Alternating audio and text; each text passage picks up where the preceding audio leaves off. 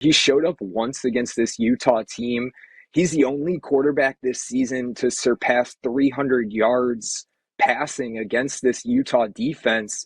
Actually, USC is the only team to secure 300 passing yards in a game against Utah this season. Williams threw for 381 yards, so he almost hit 400, and he threw for 5 touchdowns without an interception.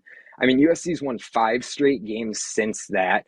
And you combine Lincoln Riley, Caleb Williams, and Jordan Addison, and apparently we got some sort of special offense out west there because they're third in the nation, putting up 42.5 points per game. But since that loss against Utah, so the last 5 games, they're averaging 45.5 points.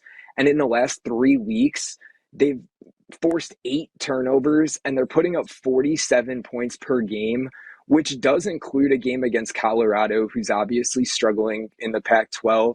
But the other 2 teams were top 25 teams. They weren't playing nobodies. They were playing UCLA, and then last week we saw that game against Notre Dame.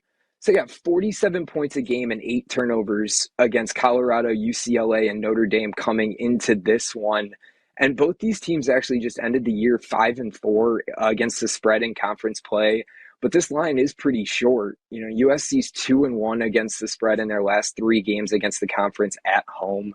And Utah in the season has only covered 2 of their 6 road games. So I do think turnovers are going to play a big part in this one. And, you know, I did skip over because we were talking about that revenge aspect.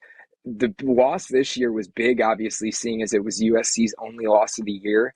But not only is this a revenge spot, it's a double revenge spot. Utah took the meeting last year, too. So USC hasn't beaten this Utah team since 2020, and now Caleb Williams may have a Pac-12 title, a playoff contention spot, and a Heisman on the line for this game.